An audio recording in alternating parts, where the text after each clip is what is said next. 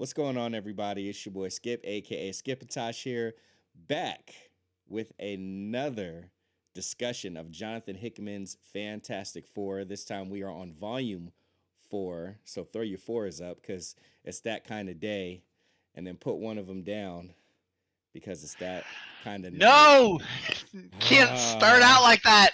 I'm so I'm so sorry, but if you're not watching us live here on Twitch, if you're listening back to us on YouTube, you heard him. He is my main man. He is my twin. Zach, say what's up to the people. How you doing? What's up, everybody? Yes, it's me, Zach, sometimes called Fantastic Zach, never called Late for Dinner. And we are here to talk about probably some of the best doggone Fantastic Four comics written. I'll say it, yeah, ever written. Hickman, I think, with this volume solidifies himself as one of the best writers on Fantastic Four. So yeah, we're gonna talk, we're gonna laugh, we're gonna cry, whole range of emotions across this collection of issues. So It is true. It is true. And my other main man joining us as well. Happy to have him here. I can't wait to hear what he has to say about this. Ash on Comics Mister. How you doing tonight, my friend? I'm doing pretty good. Thanks for having me. This has been a joy. I love reading good comics, and I'm starting to become a believer that uh, what Zach said. But it's always the thing when you say like, "Oh, it's the best ever." I'm like, really, really, like, but I'm I haven't read a ton of Fantastic Four for sure. I'm not a Fantastic Four aficionado, but I have read many, many comics, and I've read most of the best comics ever. So I have a good gauge, I think, of what quality is. And I have a hard time imagining if there's better Fantastic Four than this, someone needs to point it out to me because I want to devour it. I mean, of course, we already know our good buddy Breen is going to say, John Byrne, I'm a delicate yeah, flower. He's going to say something to that effect. Our buddy, good old buddy RDV, will probably say something similar. And then he's also going to say post crisis. And he's also going to talk about the time that he had Chuck Dixon on his string. And then he's going to say something about a cheesecake comic starring Vampirella. So, but hey. Post crisis Chuck Dixon Fantastic Four. That's the best. yep. That's it. That's it right there. And then Just hit him. He'll find some way to put Spider-Man in there, like pre One More Day. Something like that. Yeah. Yeah. Pre one more day. That's another good one. Dang, I think we just profiled RDV like I really think we hard did. right here. Well, But that's all good, man. I You think know. RDV Mhm. would like what this. I mean, just you mentioned Spider Man. I'm not going to spoil, but there's a very good appearance of Spider Man. I really like good Yes. when you take a character and you bring them into a comic that there's not their comic. They're a guest appearance. I really like it when it's a meaningful appearance, not just like, hey, we need to bump up the sales, throw Wolverine in. Like Spider-Man, Daredevil did this to really great effect on the Zdarsky run. They and I think here too, I was like, "Ooh, the Spider-Man appearance, chef's kiss." Yes, absolutely. And it, it was set up from the beginning, and it lingers. It goes even deeper than this, and it's Mm, very much earned, all of it. And those are the reasons why I wanted, like, that I initially was like, oh, I hope RDV has read this if he hasn't. But then everything else about it was like the reasons why I was like, nah, I'm not going to invite him to do this with us because I just don't know if the Spidey stuff is enough to hold his overall sensibilities. But that's all right. RDV's got his thing, we've got ours.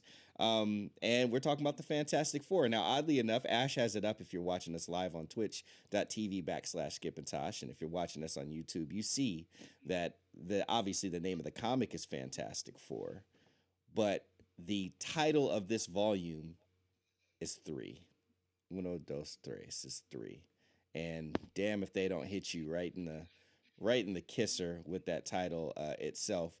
So we're gonna jump into it. Yo, initial thoughts. I'm gonna jump to you first, Ash. Just I know we're gonna cover a lot of things. We're gonna talk about another things, but just after you read it and then you closed the app or you laid the iPad or the book down, just tell me what were some of the initial thoughts and emotions that flew through and hit you. I think I think I think it's hard to formulate the words. It, something along the lines of that's that's how you make meaning. Um, I guess I mean we're gonna be spoiling this book, everyone here, so I'm not gonna beat around the bush. But a main character dies, and in today's day and age of comics, killing off characters seems to just be an everyday occurrence, right? Like the current X-Men, like they're literally just going through a meat grinder. They're just dying so much it's become meaningless.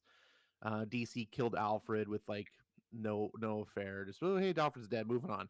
Um, the Justice League. I think the death of the Justice League. They were dead for 5 minutes. Yep. That happened with death of Doctor Strange. I mean, they've killed so many characters in just like the past year. I can't even keep track now. It's become such a just, oh, we're killing this guy. We're killing this. I mean, I remember when once upon a time they killed Superman and people lined up outside comic stores for like around the block because it was such a momentous thing. Like killing a main character like that was a big deal. And now it's become such a just like an eye roll, like, oh, the death of the Yeah. Justice League. Like, we just everyone was like, they're not dying. This is so like everyone. Like, yeah. But I read this book and I get to the scene. I did not see it coming, despite how it telegraphs. You know, Yeah. like in the Hickman, he does like his little white pages, and he, my screen's messing up here, so I can't actually see what I'm trying to say. But like he has got the little white pages that promote, like the chapter, Hmm. and I just kind of brush by those. I don't know why. And then afterwards, I'm like, oh yeah, he was kind of telegraphing it right here. But when you get to the scene, you're just like, oh, and you have that sinking feeling. And even though it's comics, and even though this is this is like at least a 10-year-old book or more. Yeah. 2009 I was when it know that I started. Yeah. know Yeah. I know the character's not dead. He's not dead. But I still felt it because the writing sold it. Mhm. And and that was and then of course there's an epilogue, which is really well done. Part of it features Spider-Man, which I really appreciated because we'll get to that. I don't want to put the cart before the horse, but just that emotional impact of just like that's good writing. It's plot is one thing. You want to, oh, what's going to happen next? Like everyone, that's what keeps you turning the pages. But that feeling that this mattered, like that's what makes me feel like, oh, okay, after I'm done, I read something special because I felt like it mattered. And so that was a long-winded explanation, but that was my feeling. Absolutely. Thanks, man. Thanks for sharing that, Twin. I know it hit you, but just tell me how. Tell me where it hurts, Twin. Tell me where it hurts. It hurt all over, man. No, it's like after I finished reading this, like the one word summary of my feelings after reading this collection of issues was just damn. Like this is okay, so like this is the payoff, this is so many things that Hickman has been constructing within Fantastic Four. We're not at like this is one of the big payoffs. I'm not gonna say it's like the grand finale, but it's certainly like a huge payoff that you get here with Absolutely. a bunch of the different story threads. Hmm. There's one that's obviously like the main impact, but then Yeah. even this other stuff that goes on, like Hickman, he knows how to lay the story out. He's not just doing, you know, one big story that's important and then, oh, we're going to do like some little side filler stories here for Reed or, whatever. uh no, every storyline, every thread has a meaning, and it finds its place. Like, he's got a way, like, you may think that this story over here with the kids and the future foundations, that might be just its own little thing, but the way he ties it in, and it Yes. all just wraps up together. It's like a Twizzler candy. Like, they all just wrap around together and just make like this really awesome story. And yeah, man, the emotional impact of it. And I don't know, maybe it's because I'm getting older. Maybe I'm actually maturing in some way. But I'm finding like these comics that have this emotional beat to them, like this Fantastic Four run, or even like other older comics that I've gone back and reread. I'm just finding these moments. I'm just like, dang, this is good. Like, it just hits differently than when I was reading comics when I was like 16, 17. I was just like, oh, hey, fun costumes and action and fight scenes. Now it's just like emotional gut punches, not just regular right hook punches. So, yeah, man, this was good. Absolutely, bro. Yeah, no, thanks for sharing that as well. For me, yeah, I mean, you took the words out of my mouth. Damn was the thing that I said. Um, I'm up here. I'm like, this is my third or fourth time reading it. I'm fairly certain this is my fourth time. Fourth time reading this. And and because of the timing, and I was busy today, I was like, look, let me just get through it. I'm more so like I was looking forward to reading it, but because of how my day went, I was like, I just need to read it, get through it, and then I will look forward to us discussing it, to kind of be the be all end all of my enjoyment of it. But I know the book, I know what's coming, and all of that, and I'll be damned that when I got to those parts, you know, uh, there was a few, and each one hit me, but the main one, man, like I like, yo, I cried, and then I was like, okay, all right, I'm done crying, and then I flipped the page and I cried again, and I'm like, oh, okay, all right, I'm over all the parts, like I'm good. I got the cry out, I got the little emotional, and I don't even know where it came from because it wasn't building up. It just when it gets to the part where certain things are established, certain words are changed, one person throws another person out of the way. I like it just got to that point and it just hit me. It didn't even build up, it just hit me. And then I'm like, okay, cool. I got it all out of my system. That's two cries.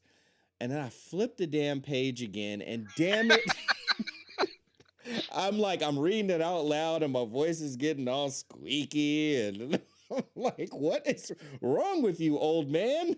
Read the damn comic. You have to finish this. You have to talk about it. But bro, I'm just up there, just feeling it. And then we get to the issue after that one, the last issue of it.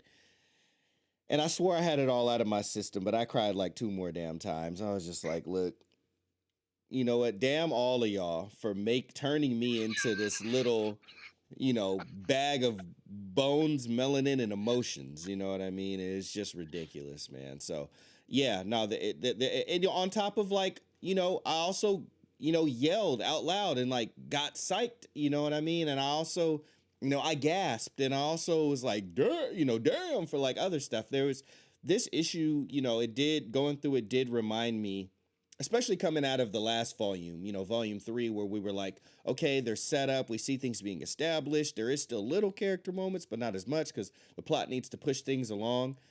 I mean, I'm fine with how it downshifted a little bit, and the quality didn't dip. It's just the moments downshifted because in this one, he pays all of that or Mm-hmm. majority of it off, and then in a satisfying enough way to where you're like, all right, Hickman, I'll follow wherever you're going. I'm following you.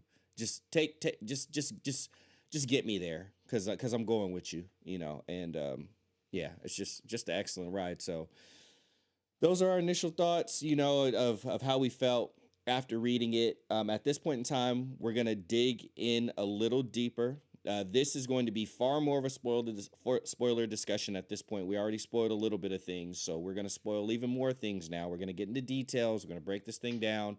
That's why we're here, to break it down, give y'all something to listen to. And then also for ourselves, we see things in slightly different ways, maybe some things that other people didn't notice. Between the three of us, and for us, it builds us up and it enhances our reading experience between the three of us. So we got to get into the nooks and crannies in order to do that. So fair warning. Oh, well, here we go. So we're going to get into the most impactful moments right now. I'm going last. I think we're going to go in chronological order. So my biological twin, my identical twin, my spiritual twin. Lay it on us. What was the number one most impactful moment for you from this story? Or the one you're going to Okay. share, because one might be more impactful, but the one you're going to Yeah, share. there's a bunch. Let's be real. There's a bunch of emotional impact here to unload, but I'm gonna go with one. This one actually hits me probably actually the most, just because I've been like, the Thing has been one of my favorite comic book characters since I first read a Fantastic Four book back when I was like 13, 14 years old. I've always resonated somehow with the Thing. So where I'm picking up at, and I don't know where it is in the collection that you have, Skip. I'm like on page, what is it, like 135, uh, Okay. or I'm in the big collection 134. now. I'm with You're y'all in the now. big collection. I'm in the big That's one what I now. have. Yeah, the big Mm-hmm. boy. Yeah. Mm-hmm. Uh, yeah. So I'm at the scene. So where it essentially is picking up, we talked about last week where, the kids, the Future Foundation, they made their first project. This cure for Ben Grimm, and how he can take it and he can revert back to being a human for like 1 week out of the year. So we're pretty much picking up right after that. He's got the vial. You can see it in his hand, and so he drinks it. He's getting egged on a little bit by Johnny. It's actually really funny because when he turns back human, he doesn't know what's going on, and Johnny's like playing him up. He's like, "Oh no, oh no, you're even worse!" And he goes, looks in the mirror, and he looks fine. It's pretty funny, but it's this whole. It's kind of drawn out over a series of pages and panels, but just Ben getting to be a human again. It's actually really cool. Johnny's there, standing there, looking out in the city, and he's like, "Yo, give me a few minutes to make some phone calls, and you and me are gonna be making up for a lot of missed opportunities. This is gonna be the best day you've had in a lot." So first of all, it's awesome because normally when you see Ben and Johnny, like Johnny's usually giving Ben a hard time. They're brothers, right? So they're always egging each other on, and just like making fun of each other. So it's cool to see, like, now Ben's kind of got, he's on the clock. He's not going to be human for a long time. It's not like a permanent cure, but Johnny's like, "Look, while you're human, I'm going to show you the time of your life. Like, you're going to make up, like he says, a lot of missed opportunity." And so you see, even here, like, I love this series of panels. He's able to walk out in public, and he's not like, people don't know him. Like the Thing, people know the Thing. He's a giant walking orange boulder. But now he's like able to walk out in a crowd. He's just like everybody else. He gets to go to a ball game, and he doesn't have to worry about like breaking bleachers or anything like that. Right. I I love the panel where he and Johnny are in the restaurant. That one there in the top right corner, where it's obvious it's Stan and Jack. It says that they're having dinner with old friends. That one was like, Yes. that was a that was perfect. And then it Mm-hmm. shows him like he's over at the poker game with the rest of the superheroes, just getting to be a good guy. I mean, and it goes on, like he gets to get in a street brawl with the Yancey Street gang, and he gets like, he could beat people up, but he doesn't have to worry about killing anybody, Yep. because the Thing, you can't just go around punching guys. Right. Uh, and then of course the night ends. They're in the car, and Johnny drives him over to Alicia's, or he drives him over to this apartment, and it ends up being Alicia Masters, his on again, off again girlfriend. And he goes up to her apartment, and we don't see what happens, but we know what happens. They show the window from outside, and Johnny's like, "Attaboy, Ben." So just like this whole series of events, it's just good to see Ben get a moment, because he is the thing, and there's times where he complains about it, and there's times where he puts up with it, but we know that if you've read any Fantastic Four comics, like that's his thing. He just wants to be just a normal Joe. He doesn't want to be the thing. So it's great to see him get this. Now, the opposite side of that coin is down the road, as he's still human, is this whole scene where a nihilist decides to attack the Baxter building with all the kids inside. And I'm sorry, I don't have the page number pulled up for that. No Um, worries. but yeah, a nihilist is attacking the Baxter building. Reed and Sue, they're both off on their own little side quest. And so it's Ben and Johnny with all the kids from the Future Foundation, and he's just normal Ben. Johnny's there, he can flame on, the kids have their own powers and abilities, but Ben's just a normal guy with with a gun. And so there's this scene, and I know that we're going to dig into this scene later on, but I'm just going to sum it up real shortly. There's a gate between the Baxter building and the negative zone, and for a while they're all on the other side in the negative zone, and they deduce like, hey, everybody's got to get, but we can destroy the gate, but somebody's got to stay here, somebody's got to stay on this side to hold the nihilist wave. And Ben, that if Ben was powered up, if he was the thing, that he would be the first one to do that, but he's not. He's just a normal guy. So Johnny ends up tricking him, kinda, or coercing him into going back on the other side with the kids. And He the threw the him. real Johnny he threw throws him. them. Yeah, he throws them. So But are uh, you getting into mine here? I'm stopping here because what you see, I'm stopping short of your You're like, scene. I'm not talking about your scene. What I'm talking about is with my guy, with Ben Grimm, because you see what happens when the gate closes. Almost immediately after that, he transforms back into the thing. Yep. And so he said, if he had just held on just a few more seconds, he could have been on the other side of that gate, and he wouldn't have to deal with what we're gonna see and what we're gonna talk about, dig into here in a little bit. But just it's like it's the monkey's paw thing. Essentially, is what it is. He got what he wanted, but then because of that, he also lost a whole lot. And that's where we're gonna get into your. So I'm not gonna talk about your thing, but yeah, just that whole collection of pages, just this whole little story of Ben Grimm getting to be human again, the pros and the cons of that, is just so magnificently done. And it says something because there are so many stories like Ben Grimm getting cured and being human again. Like there's at least a half dozen other stories of that. But the fact that Hickman was able to tell a variation of that and have it hit with such an emotional residency, uh, just blows my mind. Uh, yeah, it's just fantastic. Yep. Pun intended. Yes. Pun intended, but in a, Pun but intended. but in a heartfelt way, not a cheeky dad joke way. Absolutely. There's a scene here. Actually, you know what? I'll go back to it later. But yeah, just the duality, just even the duality of the whole situation with Ben, how Johnny told him, he's like, this is gonna be the best day of, the like one of the best days you've had in a long time. And it very Hmm. much was that, but it very much was one of the worst at the same time. Yeah, Hmm. which is interesting.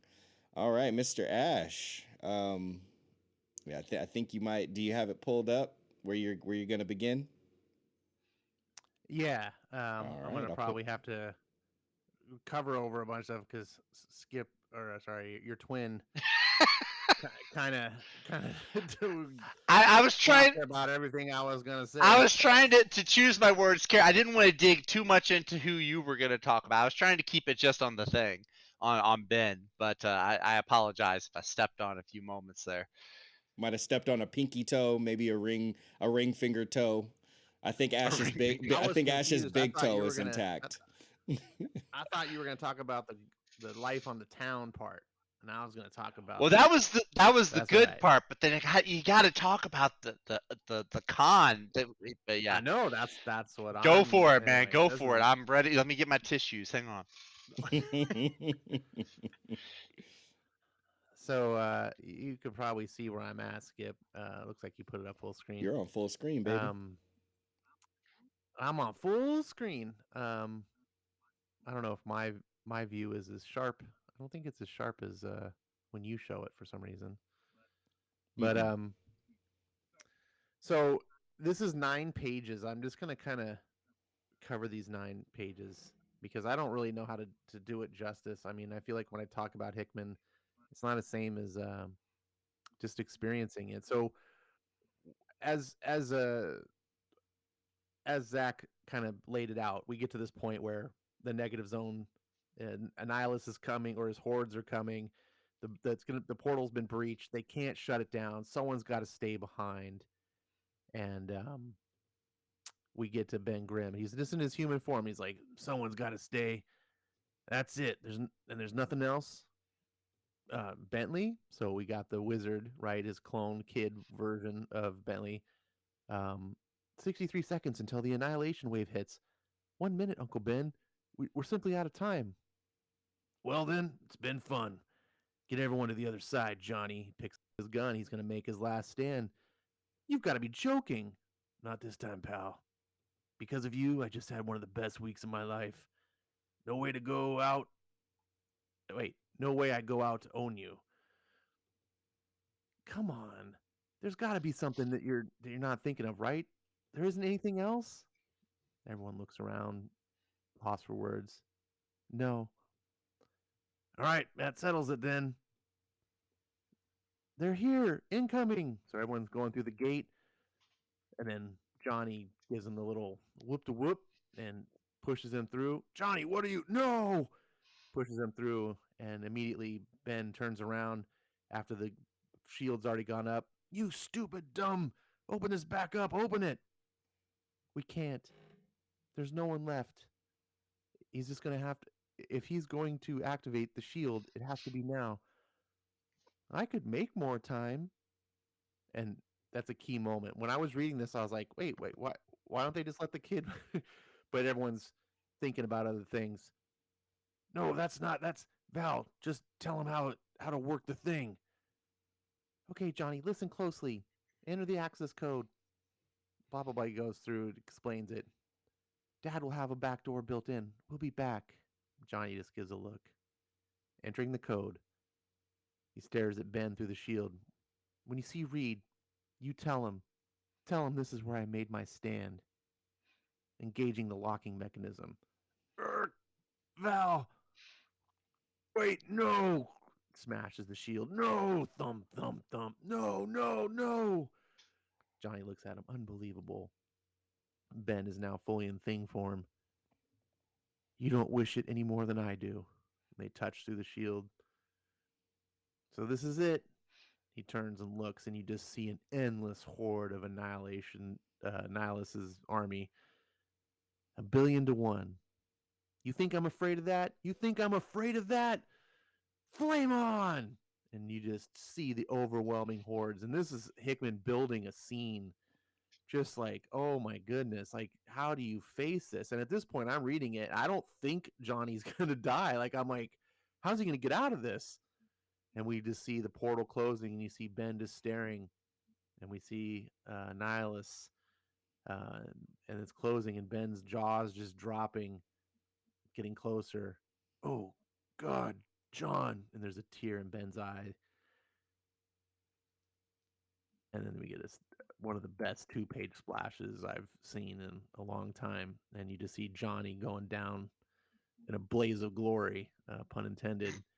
And it's just like, and you just get it. You're just like, oh, he's not gonna get out of this. And then you turn, and Ben, this panel here is just so beautiful. He's holding the kid. Oh God, And then yeah. you see the last stand of Johnny, and then you see the three. That's where Skip said in the beginning the title is significant. Three, the last stand of Johnny Storm, and I was like, boom, this emotional weight. And this is what I'm talking about. This book, like it felt like it mattered. The stakes were high. Um, I get in comic books, characters got to live on to fight another day, but every once in a while you can tell a story like this and have that emotional weight, and it just hit me like a bag of bricks. And this was Hickman doing what I think he does best. There are times I could like that Hickman doesn't completely impress me like some other people. I think sometimes I feel his comedy is a bit forced. I think when he's trying to be lighthearted, it doesn't come as authentic as to me. But when he is writing either cerebral like sci-fi stuff, or he's just writing like meaningful epic events like this is where his wheelhouse is. And yeah, it has hit me. This was an impactful scene. This is definitely the most impactful of the whole volume for me. Mm-hmm. Ah, that Absolutely. panel at the end too, where he's like right outside the door with the kids. Oh my God. Yeah, Every and you time. said it too best. Like if it just been a moment longer, he would have been the thing. There's no way Johnny could have pushed him out, even if Johnny had tried, Mm-mm. right? Right. Um, but it just that time, just 5 seconds later, um, and afterwards, after like the emotional impact hit and everything, and I just got a chance to like digest it and think about it. I got to thinking about how the MCU borrowed a lot of Hickman in various things for their series, and they may not have adapted it exactly. They just take concepts and stuff. And here's another one that I really suspect the whole time with Natasha and Hawkeye when they're fighting, and Natasha kind of sweeps like so she can not so they can who can stay behind, but like who can die. And they kind of twist on it. I feel like that was taken. Whoever came up with that scene, I suspect borrowed that from here. But Yeah. this was more meaningful to me. Like this was better pulled off. Yeah. Oh, definitely. I weep for the writers of the Fantastic Four movie because unless Hickman is one of them, you're not gonna match this, guys. I'm sorry. Yeah, Yeah, it's gonna be tough. there's a reason why they when Hickman came back to Marvel. There's a reason why they didn't bring him back as just a series writer. Why they brought him back just on Marvel payroll. Period. It's because of like not just these scenes, but because of how much the MCU takes from them. I'm sure Feige had something to do with it. They're just like, the guy that Marcus and McFeely and the Russo brothers keep talking about, how they like, how they wanted, they at the time, remember this is at the time, they want to do Secret Wars and all this other stuff, and we've already used the Black Order. And remember, the Black Order, the Cull Obsidian, at that time they were a fairly new creation. I mean, they weren't even 10 years old, right? Yeah, no, they weren't even 10 years old. So to be pulled out of the Fairly comic recent. Yeah. and to be put in the movie and not even be a 10-year-old character and not be a character from all new, all different Marvel at the same time, it was impressive. I mean, like Mm-hmm. that says something. So there is a reason why, they probably checked in, I think by that time, yeah, it wasn't even Axel Alonso anymore. By that time, it should have been CB Cebulski and been like, "Hey, where's Hickman at?" And be like, have you heard of Black Monday Murders? Have you heard of East and West? Have you, I think he's doing all these indie books right now. Actually, they're like, why is he not on our payroll? Weren't we supposed to cut the budget down? Right. But anyway, all of that said, yes, Ash, like, the more, and I knew you would see that the more you read Hickman, and especially his Marvel stuff that's not X-Men related, or at least not X-Men, you would see just already how much the MCU has taken from him, and how much of an impact he has. But all of that aside, yeah, obviously one of the most, I mean, the most touching moment of this book that we read, and just such a damn impactful scene. And yo, it's freaking Johnny Storm. It got built up from him being irresponsible the first time the Annihilation Wave was trying to break through when the negative zone got breached, when he brought a bimbo bug home, and didn't know it. He got a talking to, and he knew that he had to step up. And Reed had a conversation with him that we talked about last time, and I had a lot of foreshadowing on it. You're gonna have to ask yourself the question, like, what do you prioritize? What do you stand for? And then after you answer that question, you're gonna have to take a stand. And that's why he told Ben tell Reed that I took my stand. Like that, what Reed said to him, he never forgot. And Reed had to go do his thing, and Sue had to go do her thing, and the kids were left in the care of those two. And at that point, Johnny was the only superpowered one, and it was on his watch. And he got Ben out of there, and he took his stand. And how else do you think the Human Torch is gonna go out if he's gonna go out? He's literally going to go out in a blaze Yep. of glory. And what else would he say before he did besides 2 words? Flame on. It's goddamn poetic. All right. That's it. Yeah, no, go for it. Final thoughts on this.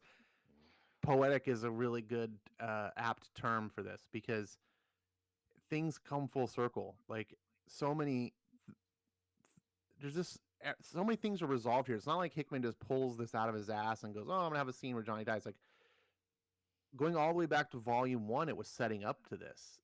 Like you illustrated about, like Johnny was having these moments of stumbling and failing, and have life lessons and so forth. And I think that's what makes this so impactful, because you're kind of like in a position where you're rooting for Johnny, because you can see him messing up, but you can also see him like going, "Oh, you know what?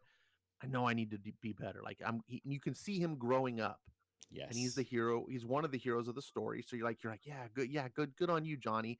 No one's having to make him be better. Like, he wants to be better. He sees his Mm-hmm. mistakes. He's trying to learn, and you see him like getting better and better. Like, yeah, go Johnny, and you get this growth moment. But instead of like what we're used to, of like the character on their hero's journey and then getting to be the big hero of the story, he has a tragic end instead, and you just feel heartbroken. And you're like, "Oh, what? No, not Johnny. He was doing so good," you know. Um, And this and is how right after him talking to Ben. Hey, Ben, after Ben is cured. Hey, you ever thought yes, about having kids? yeah. And then like this is like you said too. It starts at the start of the issue. It starts off. This is going to be like the best day you've had in a long time, and Mm-hmm. it turns out to be the worst day in Ben's had. Like, just like famous last words. You're like, oh man. When you think about the bigger picture and you go back and you reflect on it, you see like, oh man, there's so much more going on here than just what you see on the surface. Which is why I can imagine what you've read this 4 times, because each time you read it, you're like connecting dots and seeing like, oh yeah. Um, that's one of the things I love about Hickman is there's so much in there that it's unlikely you're going to catch it on the first pass. So true.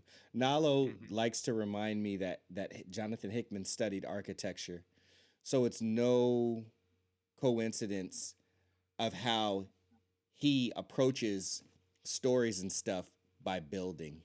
He's building. He's they call him an architect. He really does. Even his white pages, which sometimes work better than others. He's mapping out and laying things out with his architecture, architect design mind, and then how it rolls out in the expanse of a story. In this particular one, especially, you can just tell that that he truly was drafting something special. Mm-hmm. Someone's going to have to stay behind. God damn them.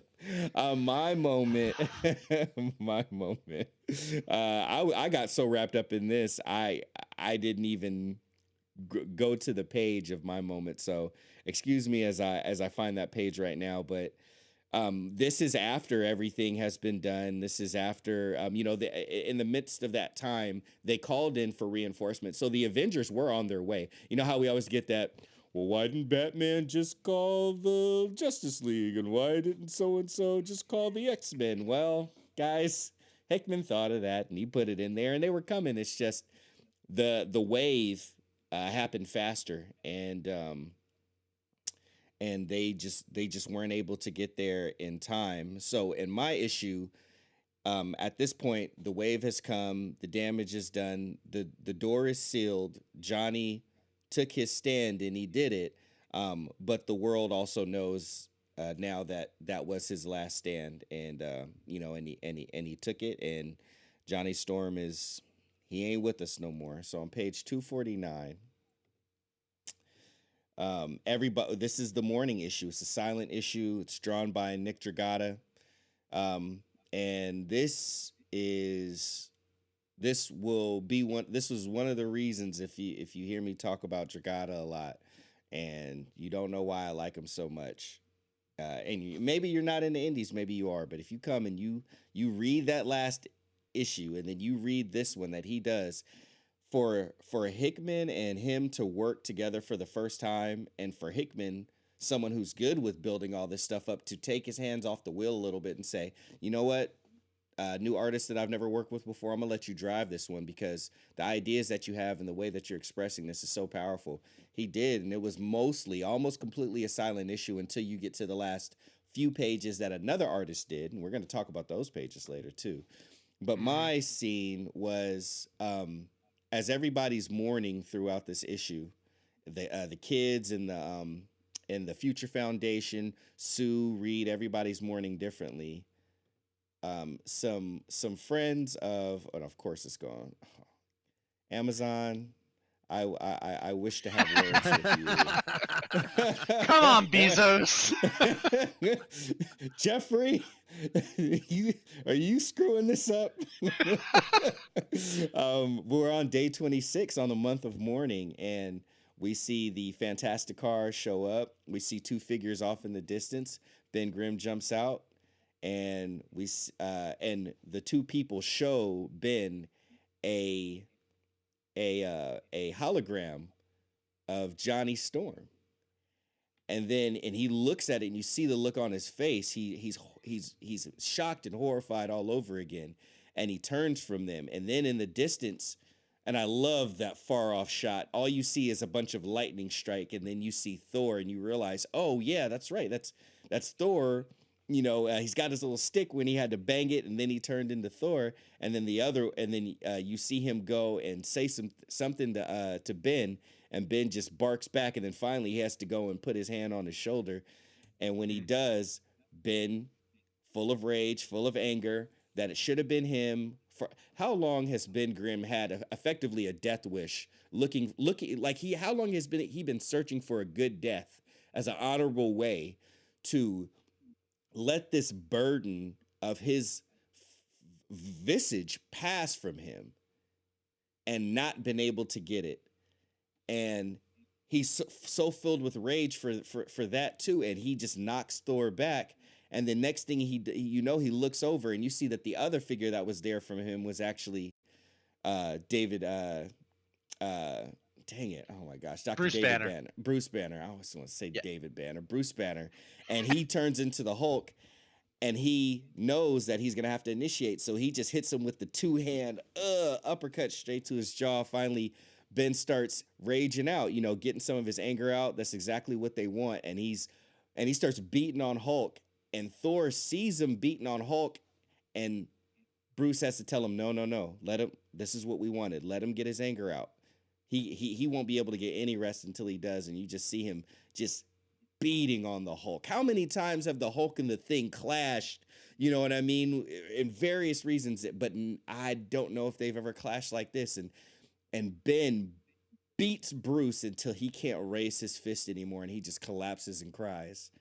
And Bruce just gets on the ground and cries with him. And you see Thor, you see a god shed a tear for a mortal. Off in the distance, you just see the fire from the Fantastic car. I can't say no goddamn more. If I talk for another 3 minutes about this scene, I'm gonna need tissue. I'm gonna need all the Kleenex right now. This is why Nick Dragata is my favorite artist. This is just one example of why he's my favorite. And I knew that we were going to talk about this tonight. I texted him before we went on, and I sent him this page, and I said, "Hey, bro, I just want to let you know we're talking about this tonight." And I read it again, and man, it hits me Mm. maybe even harder every time, bro. And yeah, and he just wrote back. He was just like, "Damn, yeah, thanks, man." Like it still hits him too, and he wrote it. He drew it. Oh gosh, I mean, someone else talk. I can't talk. Yeah. Oh I my like. God. Yeah. Go Ash. Take it. I was just gonna say that I like the subtleties. I didn't notice in the first pass. Go back a page. Mm-hmm. I didn't notice in the first pass where thing starts to fight him, and Hulk is holding his hand out to Thor, like like Let him do it. Let him stand do it. down. Like Mm-hmm. I didn't catch that. Like, and I was like, what's Thor doing? Why is he just like waiting? Like, so this scene again, it's one of those things that you go back again, you're like, oh, it plays out even better. Like, there's these details, and these silent issues can be really not deceiving, but it, without the dialogue, sometimes it's just you're so engrossed in the story, you don't take time to appreciate the panel the time it deserves, and you go too fast. And I preach about this all the time, and I still am guilty. It's tough, um, but yeah, Nick does a fantastic job here telling the story through sequential storytelling. You know, we don't have a word balloon. We don't hear Hulk telling Thor to stand down or anything, but the visual communicates that clearly. We know what's happening. We don't ever need any words, and I feel that was the absolute right choice after all the emotional buildup that we've had. You know, this is the what, sixth issue of the Mm-hmm. volume. Yeah. Like, everything that we Yeah. covered was like in volume issue 5. So there's a ton of stuff that went on in the story leading up to this culmination. That fifth issue was, you know, the highs and the lows of Ben Grimm, and then the last stand of Johnny Storm is just a big emotional thing. And then this is the epilogue, and you know, you're only covering a couple pages at the end. Here there's so much more that Nick tells. I mean, he starts at day 1. You pick it up on like day 24, I think. Yep. um and it's all silent, and it's great because it's in effect, it's that moment of silence, right? we want Absolutely. we Mm-hmm. don't want to ruin that a massively powerful death that we just had with a bunch of words, and you know, like we can play out the emotions. And um this is some fantastic work by Dragata. I remember we were commenting about like the Spider-Man thing, and I said to you, I was like, I suspect that guy was under the gun, like under some serious deadlines, because I've seen what he can do when he's doing. And it's, you know, it's a business, right? Like sometimes you you don't have time to do all the detail here, but this is, man, this is the Dragata I fell in love with too. I would just love to see more of this all the time. Yeah. So absolutely love this. Go ahead, Zach. You've probably been dying to put your 2 cents in.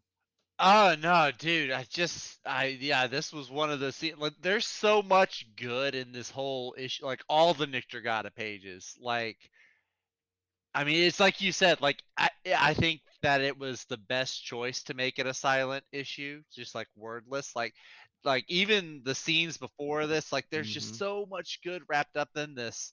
But yeah, this scene right here, where it's like, because and even as you read further on, like there's you see more of how the thing has like the survivor's guilt pretty much.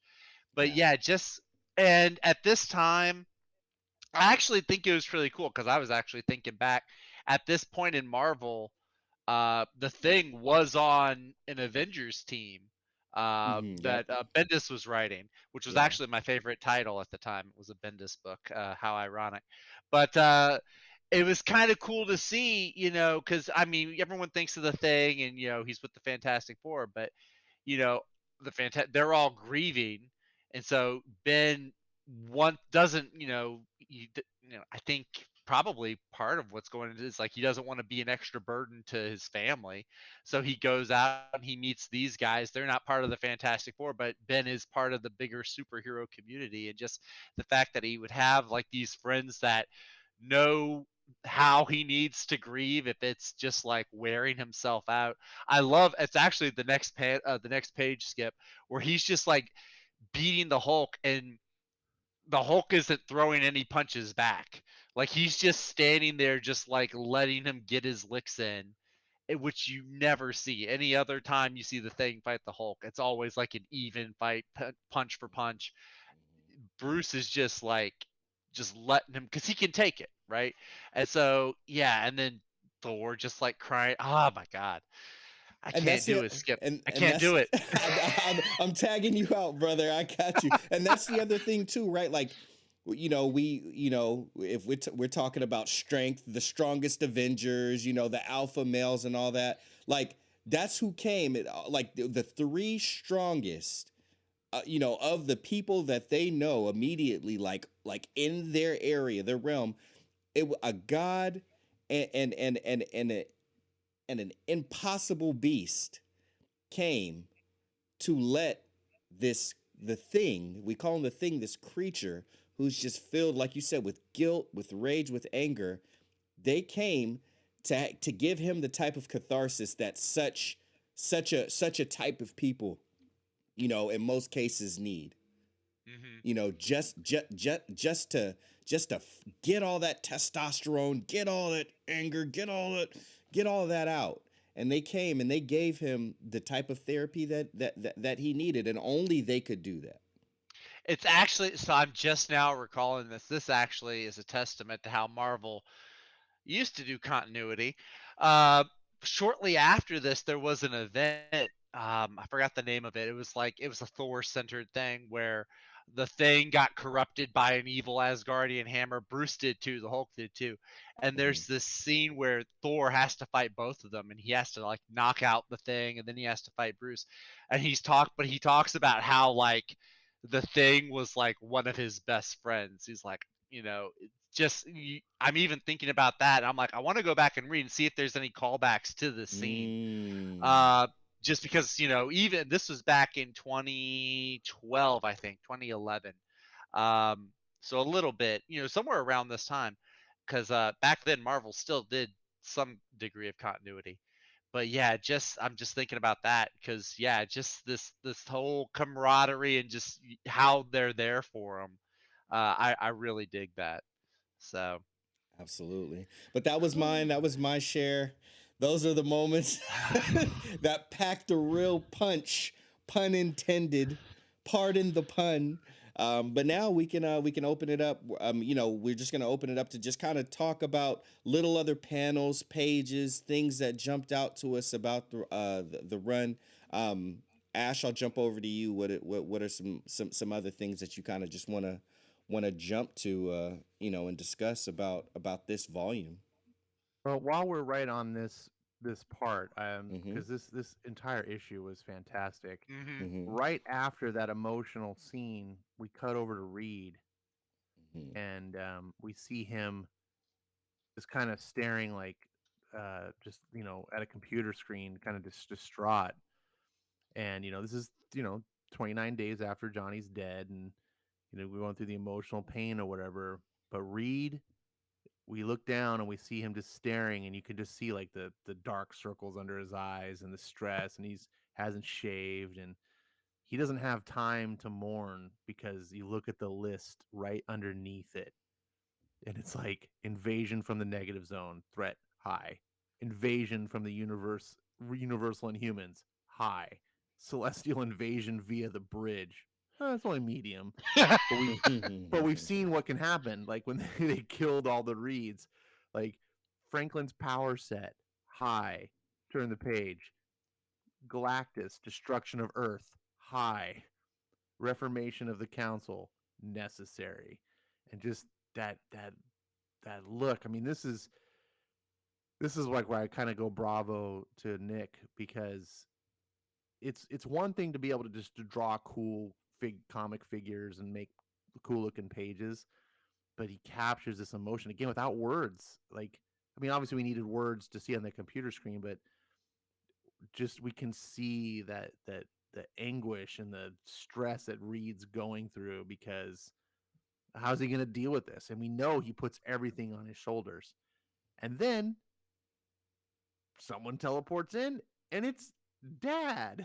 We can remember from the previous volume that he got sent back in the past through the epic scene with Franklin, saying, his dad, everyone. What was the line? Like, everyone Every needs a boy father. deserve. Yep, Every every boy deserves a father. Yes, and then uh, especially mine. And so that was a big thing we talked about the last stream, and so we're kind of all distracted by everything that's going on, and Hickman's like, "Oh no, I didn't forget. I didn't forget all this web that I'm this weaving. Oh, I'm not dangling stuff and then leaving it to just to die on the vine. Like, oh, it's happening." And you're like, "Oh yeah, there's still this part." And that was the most impactful thing for me on the last issue. And so this happens. And like I said, like I just felt that stress of like, Johnny's dead, but there's no real time to mourn. Like we are in the midst of a massive crisis like level event here. Any one of these things would be like a year long. Marvel could turn into a big year long event, or and there's like what, 6 of them going on. It's like, or Right. impending, like they're not going on, but it's just like, so yeah, I love that scene. Yeah, it was so good. What you got? What you got, twin? Oh my goodness, where do I even start, man? Oh my gosh. Okay, I'm gonna get us off of this. I'm gonna try to give us a little bit of levity here. Alrighty. Uh, so what I'm gonna do is I'm gonna back up a little bit to the previous issue. So, or actually, it might be 2 issues back. So there's these little. So you're wondering, okay, well, it's Johnny and Ben at the Baxter Building with all the kids. Well, why aren't Reed? Why isn't Reed there? Why isn't Sue there? And it's Hickman. He's been building these stories. So Sue, at this point, she's off in Atlantis or New Atlantis, because she's been chosen as the emissary, the ambassador, pretty much. Uh, these new Atlanteans, and she's trying to bridge the gap and everything between them and the regular Atlanteans, as led by Namor. MCU. His name is Namor, not Namor. Roman Uh, backwards. exactly. But yeah, so there's this scene, and Namor's being a prick, like he's gonna be. He shows a little bit of resistance to, like, he turns on the charm with Sue. There's even a scene earlier where she goes to meet him over at the X-Men Utopia Island, and he's like, "Oh, for you, Sue, I'd wait all day, or I'd wait forever." Okay, whatever. Uh, but there's this scene. So at this point, these negotiations that Sue is trying to mediate between the two of them, they've taken like a big left turn. Things aren't going the way they should be, and these new Atlanteans, they've crowned Sue basically as their interim leader. And Namor is making a fuss because he's like, "I'm the only king of the seas. There can only be one." And then in this moment, because Sue, she loves Reed, but she kind of always shows a little bit of hesitancy towards Namor, towards like being too mean to him. She kind of like, it's like if he's King Kong, she's Fay Ray. Like she knows that she can soothe him and calm him down. Well, there's this one scene, it's the next page. She just has enough. Like, Namor just hit her last nerve. And so she force fields up her arm, gives herself like a spiked gauntlet, and is just like puts him down on the ground. Just like, "I've had enough of you. I'm in charge now. I'm the one that these people have put in charge." And then Namor still manages to be a dick kind of at the end. He's like, "You look magnificent," after beating him up. And so I loved it though, because I love Sue as a member of the Fantastic Four. Like, she's always been, as I've always seen it, she's always been like the strongest one. She's like the emotional glue. She carries a lot of the emotional weight. She connects all the members together. She also she's the most powerful member with the force fields and everything. And so seeing her now, she gets elevated to like now she's this ruler of New Atlantis, and she takes on this new role. I really like that a lot, and how it puts her at odds with Namor, I thought was really neat too. Yeah, a queen going up against a king, and Yep. and I think that's part of the I mean, like obviously Namor is we know Namor is horny for Sue. Like this dude, Oh yeah. like and it's twofold. Like one is because he has a natural attraction, and then the second one is you know what I mean. Like he got friction with Reed, so this is a way to undermine Reed at the same time. This is another way to best Reed. If he could shake Reed's woman off of Reed's arm, that Mm-hmm. long arm he got, right? And if she would only come over with him, like effectively that's what he wants to make her. He wants to make her his queen as he's the king of the sea. But this dude Namor, I mean, like she's resisting. She found another. Well, she didn't find it, but she falls into another way of being a queen, and then he's not used to people opposing him because he rules, with an iron fin. You know what I mean? And Yeah. so for someone like he's like you don't turn your back on me, like no one turns their back on me. I'm not used to it, and I won't have it because when you're king, if there's a little bit of dissent and a little bit of accepted disrespect, then it can Mm-hmm. start to cascade, and she ain't having none of it. So she one just asserts who she is as a person first of all, and then second of all she got this newfound power. And she like, like, no, you gave me your word. You said you would honor this. Not only that, I remember you saying that it would make you happy to honor this. You're gonna honor it. Bam. And she puts him down. And Namor is like, at first he looking at her like, bitch, I'm How gonna kill dare you. you? Yeah. you you went with a more diplomatic way. I appreciate that. I'm just gonna go and keep it all the way real. Bitch, I'm finna kill you. You about to die. And then once the other part kicks in, like once the secondary things kicks in, he's like, God damn, like you like I put it down like that and you still oppose me? Like the only thing more sexy to him than being subjective is to, go against him. You know what I mean? And legitimately have some power. He's also not used to that, but he's aroused by it. He likes it. He like, you're ravishing. You know what I mean? Like this dude Namor is a freak. You know what I mean? Like that's what he likes. He's like the type of king that like rules really hardcore like to everybody else, and then in the bedroom like he's the one like getting like belted up and tied up and. Like, I'm just telling you, I just know the type. Where's Doc? I need Doc as a witness. Like I know Doc knows about that life.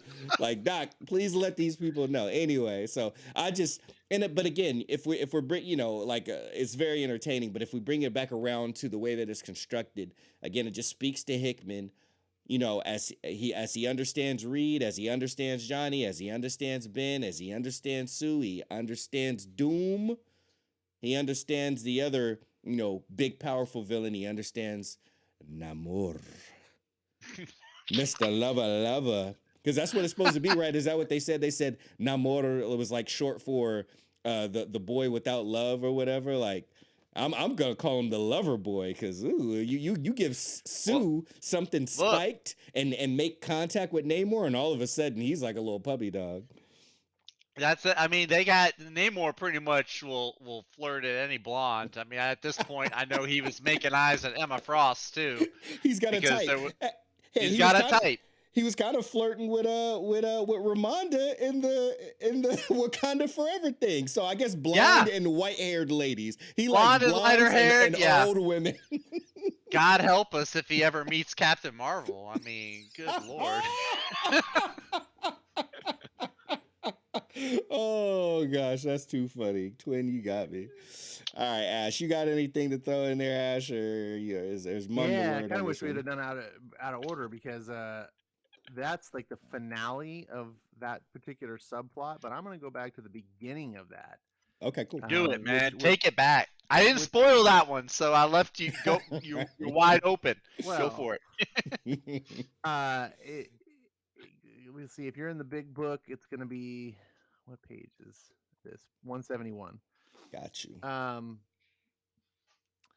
So 172 technically, but so if we remember from the previous storyline, Sue, she elected to kind of be this intermediary for these new Atlantean, or actually these old Atlanteans that are in this, like, they've been separated, and she's going to be this intermediary because we know that the actual ruler of the known Atlantis is Namor, and we put two and two together, and it's like, okay, she's got a connection with him.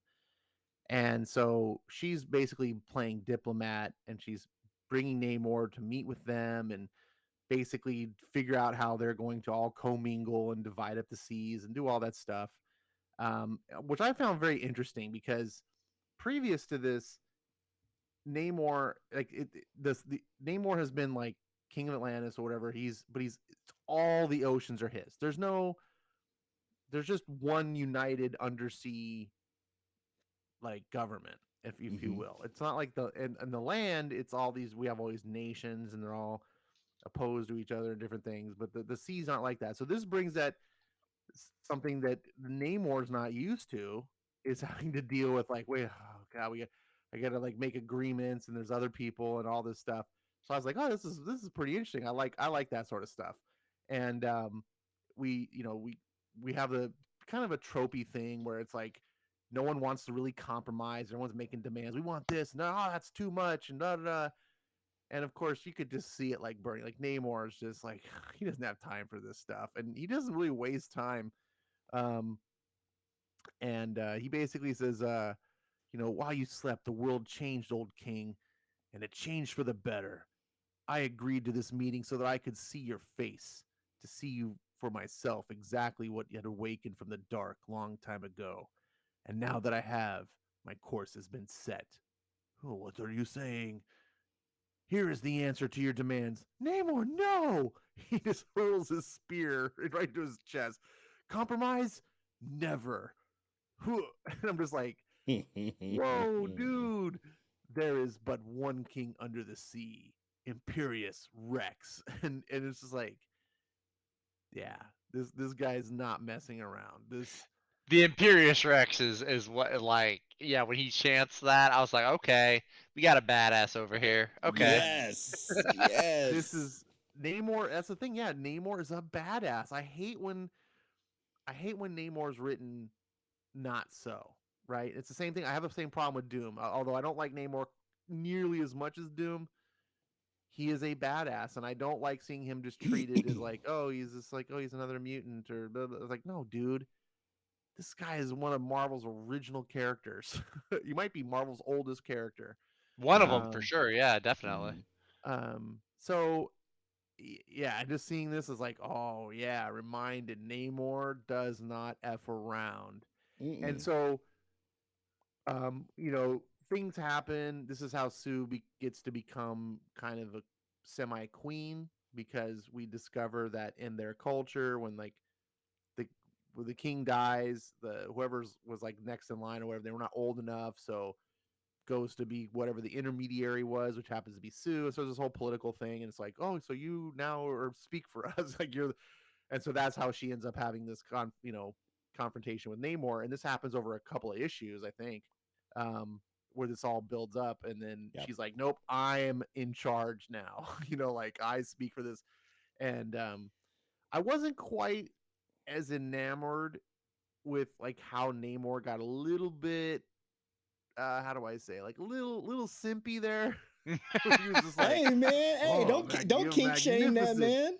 Hey, don't kink Yeah, shame like, that man. He got a little I horny, was you like, know what I'm saying? You've been there before, Ash, when you was about to do one thing, and then you looked and you were yeah. like, "Ooh, girl," but Yeah, but dude, Namor is alpha. Like, he is mega alpha, and so that's how I like to see him. hey, part It's of just being my alpha is opinion. having balls, and sometimes that's what leads you, baby. Sometimes the wrong brain kicks in, and you're like, "Oh, I I did feel a like the bad decision magnificent coming line. on." I did like Mhm. the magnificent line, but Mm. anyway, it's not that big of a deal.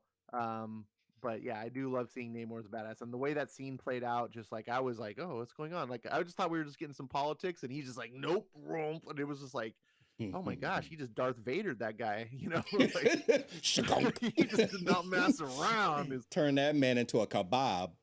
Yeah, Just like Vader, Namor does not negotiate. He is the Mm-mm. king. That's right.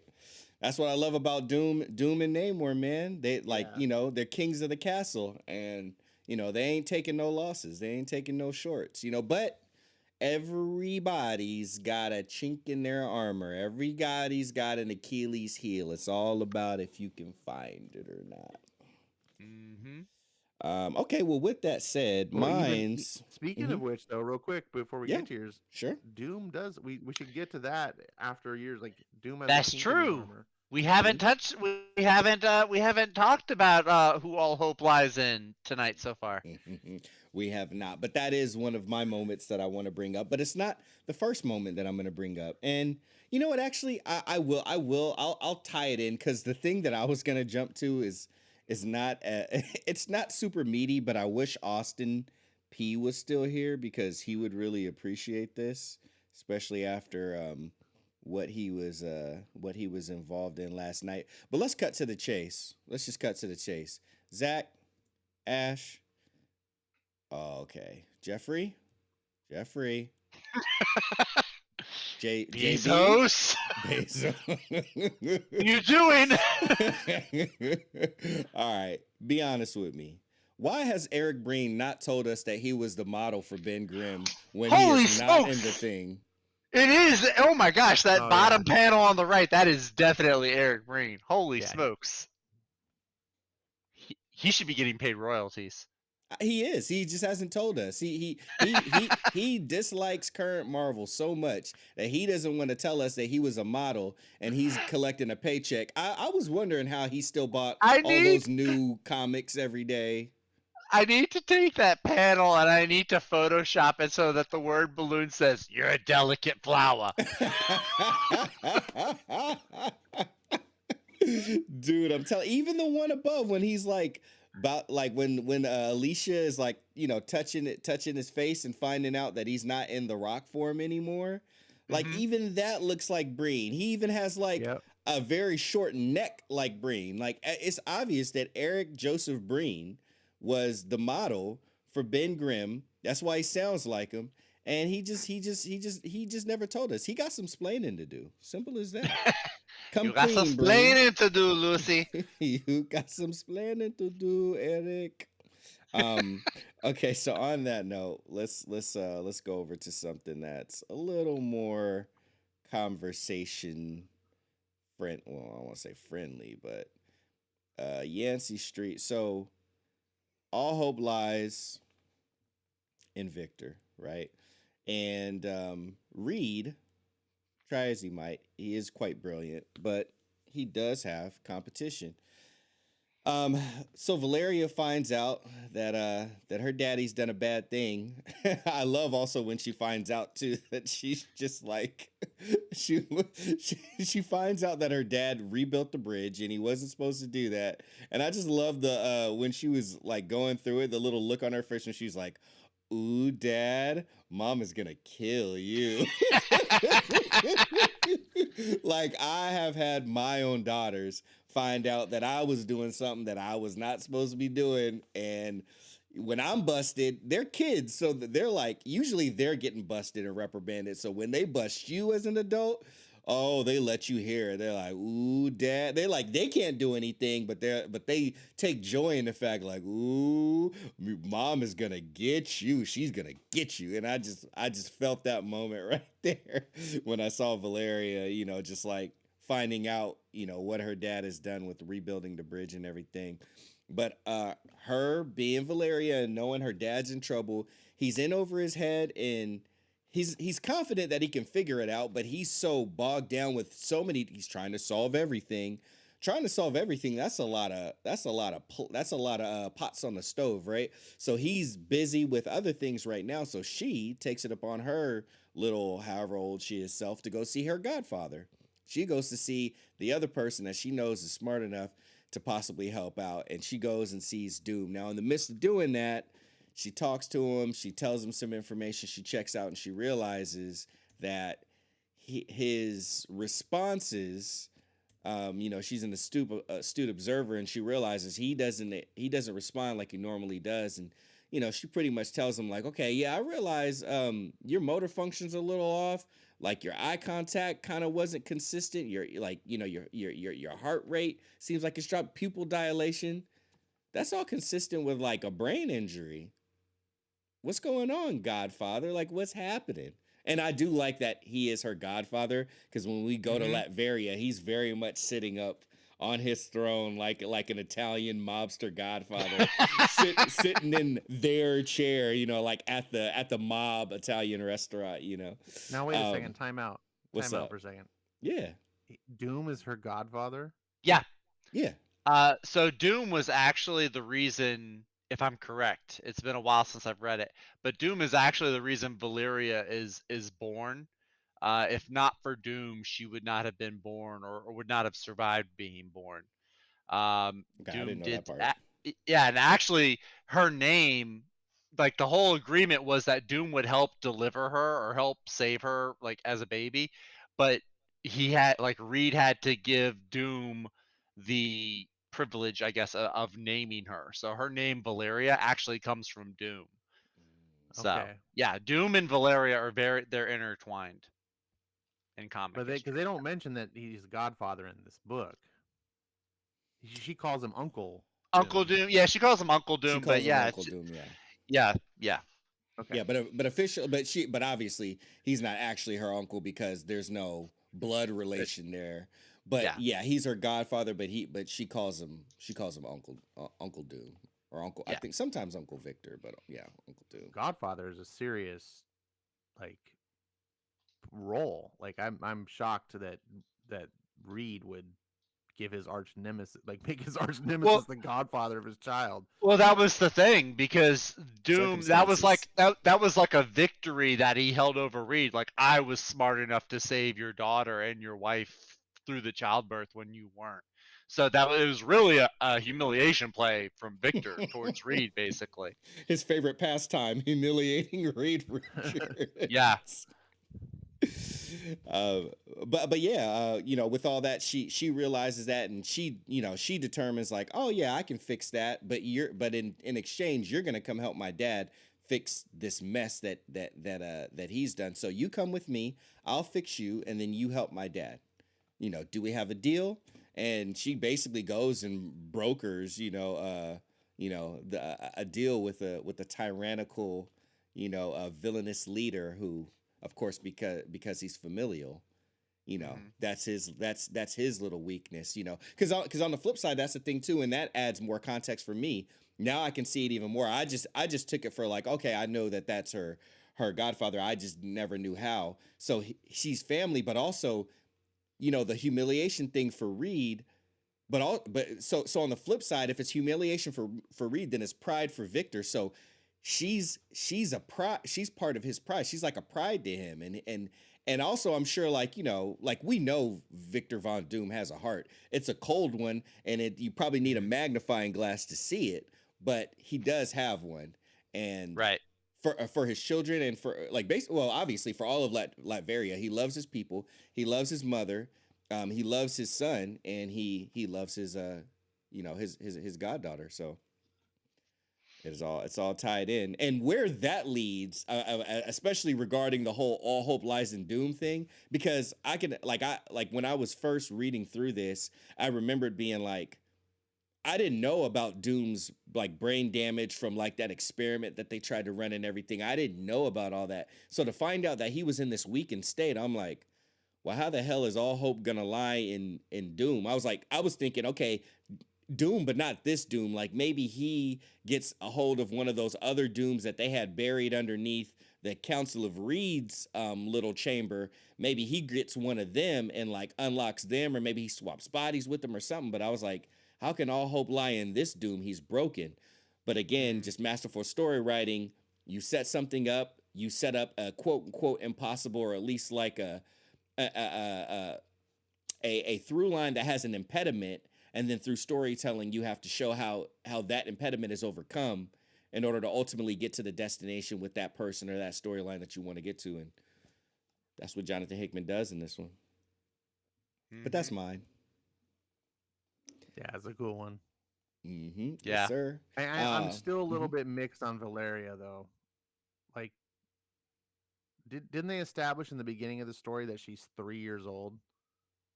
That's what I I thought don't think too. she's 3. She don't look 3. I I thought thought she I was a She remember said them little that bit they saying that look older. though. 3.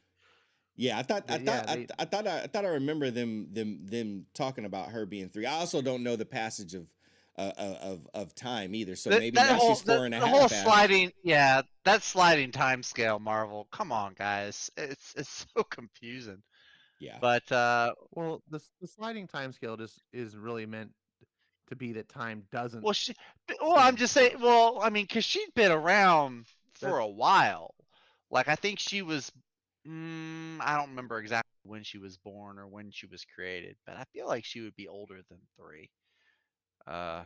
Yeah. No, but I'm saying at the beginning of this Oh, okay. story, in volume 1, she actually states her age, and she's having like a discussion with Franklin, and Hmm. she makes like some statement like I'm 3, Oh, like or okay. something. I was like, Yeah.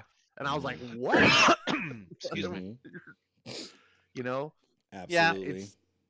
it makes as I'm reading it, and I'm like, Hickman, do you have kids? Are you around kids? Like, because you write some authentic stuff, but this is not ringing. You know, Well, maybe if she's a mutant or something, and she's like hyper grow like fast, like I guess you could explain it. You know, with comics. she was born in the negative zone. I mean, there's a few things like she's born in the negative zone. Like I said, Doom had to be there to deliver her to save her life.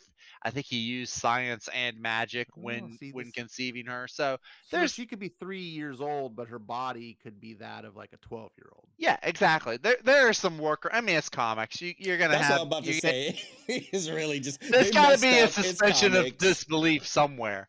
But yeah, I mean, Certainly, when you I just don't have an take all that, explanation. yeah, yeah. Neither does Hickman. No, I'm saying there's no explanation. Like she started when the series started. She was 3, and Yeah. now she's 16 in negative zone years. You do the I math. I don't know. I definitely would find it easier to digest if she had said like she was 8 or 9 maybe. I think I mean especially with the way she's drawn. It's like okay, 8 or 9 I could definitely it's a lot more easy to digest than 3. Mhm. But cuz yeah, I've been around 3-year-olds. I'm sorry, even the smart ones, they're not that tall. Uh No, nope. but yeah, Absolutely. that's Okay, all I cool. had. Any, thank you for filling in some gaps, twin. Ash, any other moments that or anything that you want to talk about the comic, whether it's Steve Epting's incredible, noirish art, or the Future Foundation kids who I continue to really just enjoy Bentley's little clone and him loving to make bombs and blow stuff up or loving to like kill people. Like he's just such a like a little murder machine, a little mayhem machine. Steve Epting is the artist's name. Yeah. Um, I love Steve Epting. I'm not sold on him being right for Fantastic Four. Hmm. Um, maybe that's just me. I love so like his Winter Soldier stuff was fantastic. Some of his independent stuff, but I don't know. Maybe it's just because I got spoiled with the Dale Eaglesham and I was like, Mhm. oh yeah, and then you do this, it's like oh, it's so different. Um, I like that, because Silver Surfer is one of my favorite characters, Marvel characters. This isn't really this is more of a question. I don't really understand how or why in this case what's going on in this period. Why is Silver Surfer his personality is the way that it is? He gets introduced in the story right after that moment with Valeria and Doom. Hmm.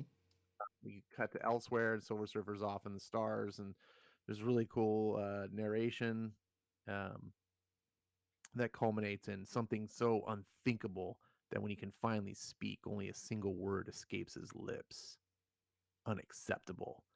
And you turn the page, and he's flying over the dead body of Galactus. You're like, ooh, that's ominous. Like, what's going on? And then, Hickman weaves it back later in the story, probably like another issue, and he confronts Reed Richards. Um, Mm-hmm. and he's just really, he's like, "Oh, hey, Norin, how you doing? How you doing, old friend?" And Norin's just like angry, and I'm like, "That's just in my understanding of Silver Surfer. That's just not how he is." And he was an unwilling servant of Galactus, so I don't see him being so distraught that Galactus would be dead. Um, but maybe something was going on here. Maybe someone can fill me in what was going on in the continuity. The continuity, I'm not sure of. The only thing I can think of is, well, obviously he was sent there from Galactus to find out, because Galactus is the one that, kind of started getting the, like, that tachyon energy coming from Earth or whatever. Like, oh, that's similar to my signature, but I'm not there. What's going on? Hey, Norin, you know, go talk to Reed. And it was bringing attention to Earth to where Galactus might have came and done something. So I just took it as like, Galactus is up my ass in such a way that he may come here and do something to Earth, and I actually like y'all down here. So Reed, what the hell did you do to get Galactus pissed off to where you drew attention to Earth again? Like, I thought we fixed this before, and we had him off away. So all y'all who I like are good. What the hell did you do, Reed? I just took it as that. Gotcha. Well, turn it to page 150. So there's a 150. part where basically Silver Surfer's questioning Reed and everything, and Reed's like, "Well, it's difficult to explain." So Surfer just gives him a kind of an angry look. Mm-hmm. What I mean is, of course, that I can explain it to you. It's just, well, it's gonna take a while. Mm-hmm. And Silver Surfer responds, "You misunderstand me, Reed. It is my master who seeks answers to difficult questions." And then Mm-hmm. you see this worried look on Reed's face, and it's a Boom. great page turn. And then boom, Galactus is there, and he would have them now. So this is a really cool scene. Just being a fan of Silver Surfer, I love Galactus. Like, I really just pray if Marvel does a Fantastic Four movie, just do the coming of Galactus. Like, that's what we want us to get. It's perfect. Introduce the Fantastic Four. I think you should have it. They were off in space this whole time, lost in the negative zone. Who knows? That's why we haven't seen them in the. And so the beginning of the movie is them escaping and getting back to reality. And now they have powers, and we can just boom, we can go. And then Galactus shows up. Anyways, that's a whole nother discussion.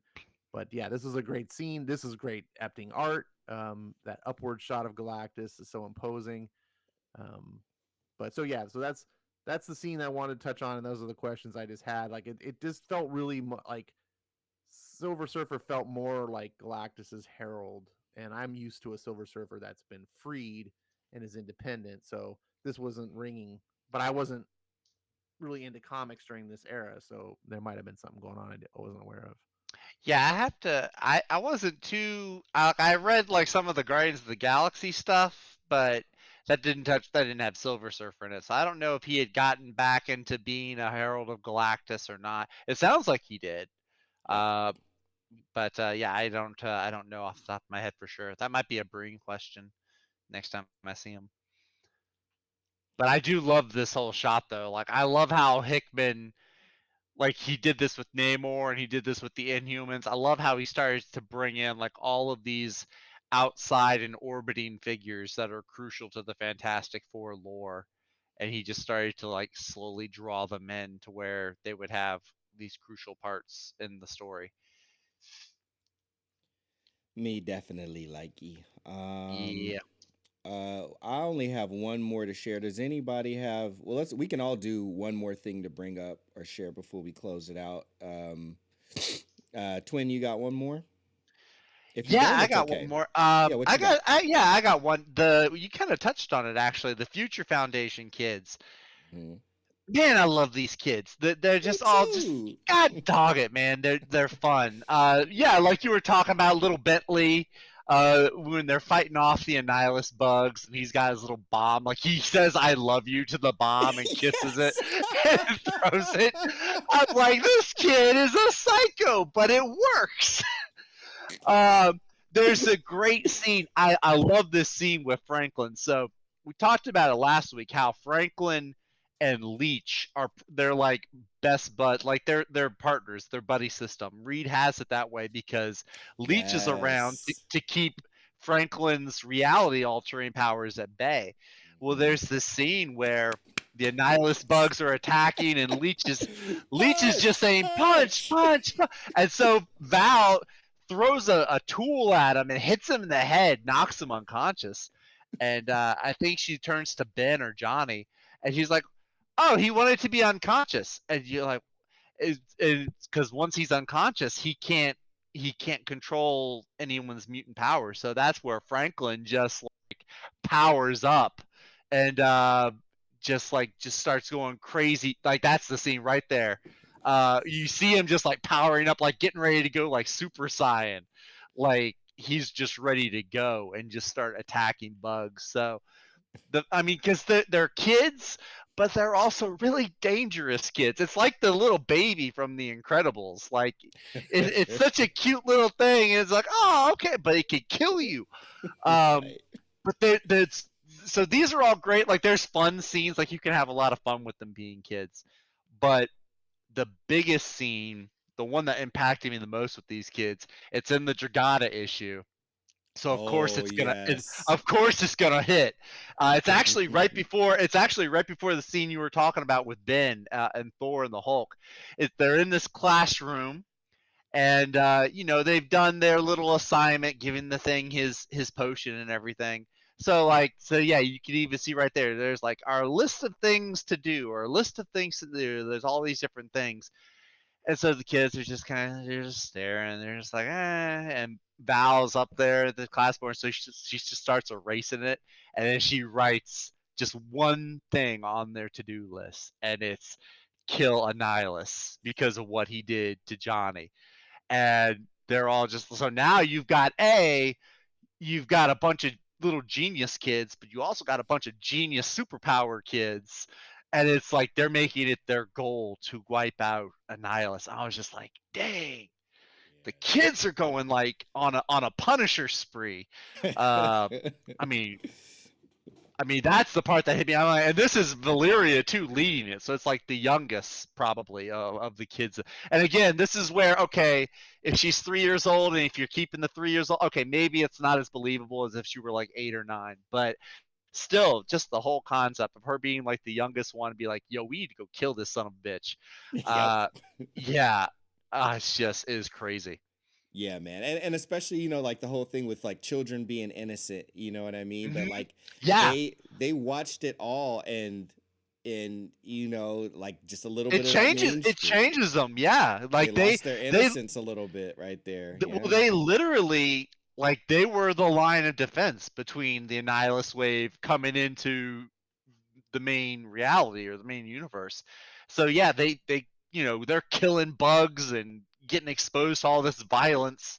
And yeah, you're right. It just completely any innocence that they had, any of that childhood innocence, it's like is gone now. Now they're like, yo, we killed a bunch of them already. Let's just go for the big guy. So And it's interesting, like because I was thinking about that, and I was thinking about like influence and personality, and I'm like, okay, well, like what, like Reed wouldn't have that reaction. I was like, oh, mhm. Sue's a little more like set it off style, so that's her pulling from Yeah, some of her mama's energy, and also probably pulling from some of her godfather's energy. I was yeah, like, those are the two people in her life because Johnny wouldn't do that. Ben is a little closer, but Ben is closer to doing that, but I still wouldn't, not quite. But Sue not and quite. especially Victor, she would be pulling from that. And then I like the faces too. It's like you got Alex Yeah, Power. He's like, okay, yeah, I could be up for that. And then you got Franklin. He's like, oh, what? Kill a nihilist? And then you got Bentley. He's like, now you're speaking my language. Billy's like, yeah, man, I'll make some more bombs. And then you got like the little moloid kid in the back that's just Yeah. like, wait, what have I got myself into? Uh, Exactly. yeah, so yeah, just a lot of just the different ranges of emotion on the faces. Yeah, definitely. Big time. Big time. The whole Dragata issue is just Oh, it's so good.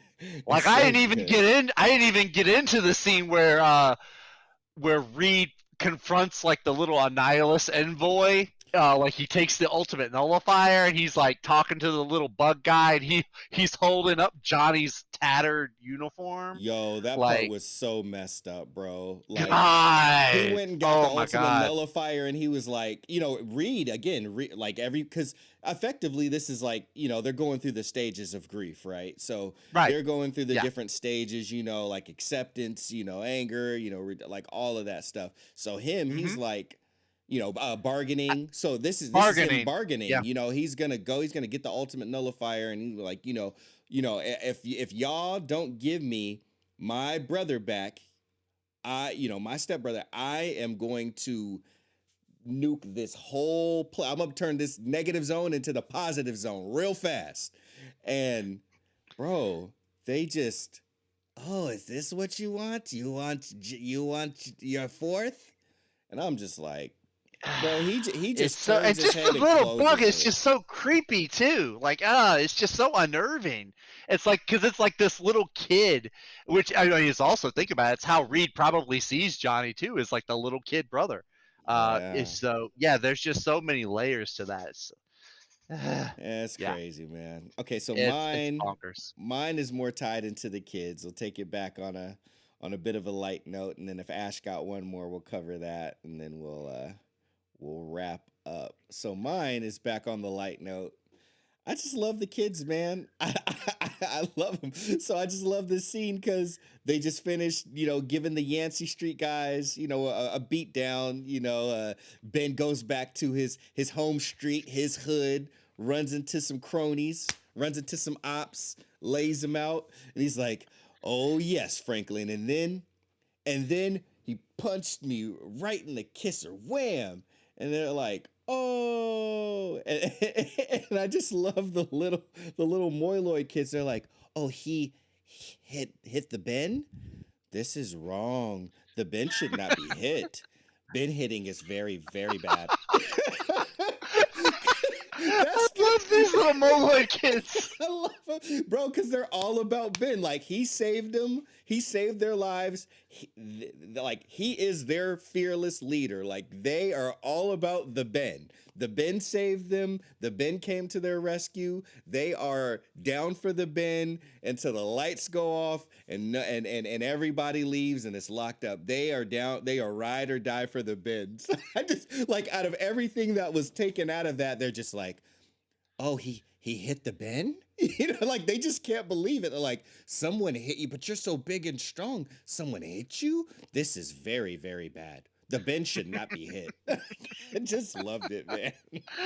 Oh, it's I so can't good. help it. I can't help it. Oh man. Anyway, so that was mine. Ash, what's your if you got a last one, what's yours? Well, mine is the finale, like, or the final, um, the final bit. So if we want to I cover was that, waiting. I was waiting. This is such a good. Oh my gosh, Yep, it's where so we good. going? so right after the Dragata part finishes, it's Oh page yes. 254, and Oh yes. This is there's still Dragata, right? Or is it a Uh, different artist? it's a oh different totally artist. Okay, okay. That's what I yeah. thought. I just wanted to make sure it wasn't like just a different inker or something making the art look different.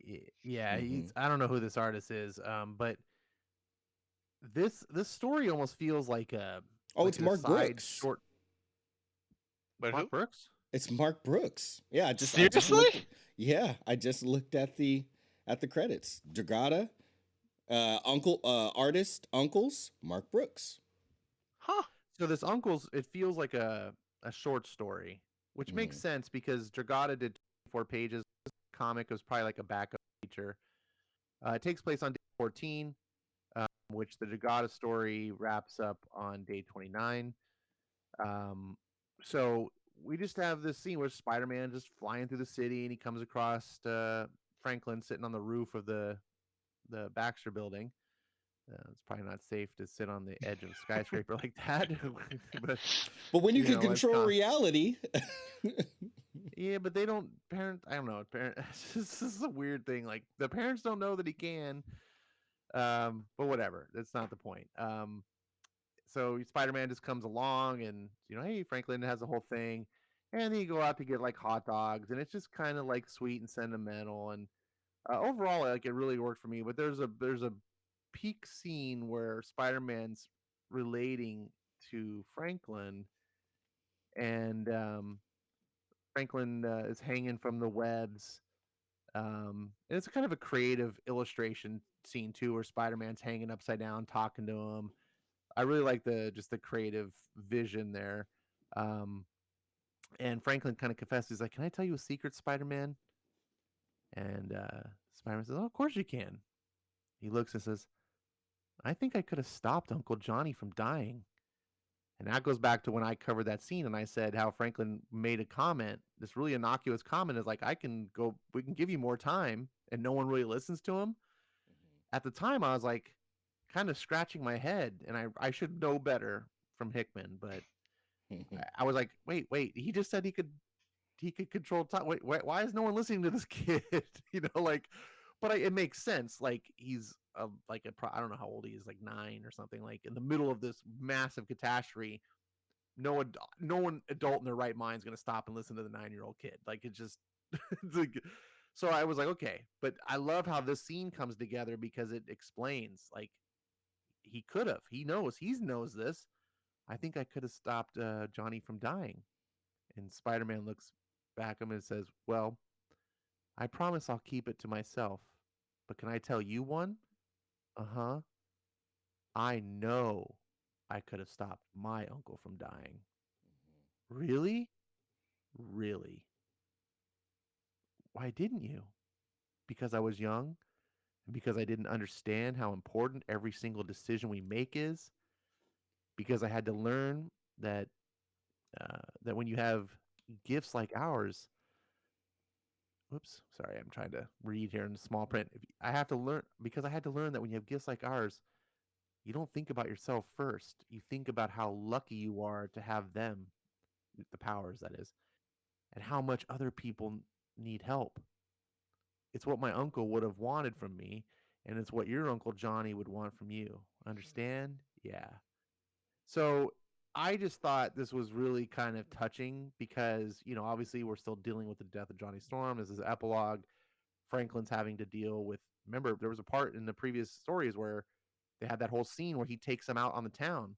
And in the beginning, it's like they want to get web shooters and like Iron Man blasters, and Johnny's a little hurt because he's like, oh, they don't want Johnny Storm stuff. But at the end of that story, they're like, "Who's your favorite?" "Human Torch." Like, they're all like, and so now his hero, his Human Torch, is now dead. It's not just his uncle; it's his hero. Mm-hmm. And if there's anyone in the Marvel universe that can relate, it's Spider-Man. And so it just, to me, was really impactful because it served two purposes. It served to help tell a little bit of Franklin's story and what he's dealing with, but it also served as a good example to put the Marvel face character out there and remind us what makes Spider-Man tick. Right? It was his uncle, the impact his uncle made in his life. Great power comes great responsibility, and now he's able to, as a grown-up Peter Parker, pass it to a young child. And I just thought this was kind of a really just a really poignant scene. And after everything that had happened, this kind of put a little misty-eyed into a little ashy. This is how you do Martha. This is how you do Martha. Okay. That's all I gotta say. You want to You find the got a good common point. ground, you want to find the parallels. This is how you uh-oh, I didn't swallow up my headphones. This is how Oh, you execute it. So yeah, no, this was a really touching thing, and this is a part that I was thinking about you, Ash, when we were discussing like the birthday thing and the birthday bash, and I know you even still probably don't like that scene in isolation, but it building up to this and like what it meant. Like I liked the birthday scene when I first read it the first time, so I was totally yeah. cool with that. But everything that it meant, and even how Johnny and even how it goes into like Johnny and Peter's relationship, Mm-hmm. through the years and how they've had a little bit of a rivalry and talked about each other and treated each other, but like and oddly enough, Spider-Man was Franklin's favorite. But again, just the respect and the love that they, through their rivalry that they had for each other, and then ultimately, Johnny, being gone, how Peter comes and is leveling with him about uncles, and then also, um, you know, taking care of him. Yeah, I just thought it was beautiful, beautifully Yeah, executed. absolutely. Uh, yeah, I love it. Yeah, this is, Pete, yeah, regardless of like the rivalry, like we were saying between him and Johnny, Pete, and you even kind of have seen this even in like further down the line in other comic books, but Peter and Johnny, they do have each other's back kind of at the end of the day. So like Pete kind of swinging in here and being like, listen, I'm gonna help you out. I'm gonna be, and then also this serves as like a little backdoor kind of an introduction, because Spider-Man is gonna be a prominent supporting cast member going forward. So it also serves as this great way to be like, okay, well, Hickman didn't just like throw a dart at a board and like, okay, well, Spider-Man will be on there. No, he actually brings him in like show, okay, well, he and Johnny were friends. He gets this relationship. We see how he and Franklin are kind of bonding over this tragedy. I think it's a great, yeah, absolutely great moment. Probably one of the best Spider-Man stories of the year 2000 onward. Definitely. Sir. Alrighty, well, that wraps up the just the little things that we wanted to go into, different panels and parts of the storylines, uh, and now we're wrapping up. So we've gone through it. We've talked each other up. Uh, Twin, give me your closing thoughts after reading this and then now discussing it with all of us. Oh my God, Hickman, you're killing me, pal. But man, this is actually, if I'm not mistaken, this is the final issue of this Fantastic Four run, because I believe after this it gets renamed and there's a new number one. How original, Marvel. It's called Future Foundation, so it's still FF, but it's a different one. So I believe this is the finale, and yeah, what a finale it turns out to be.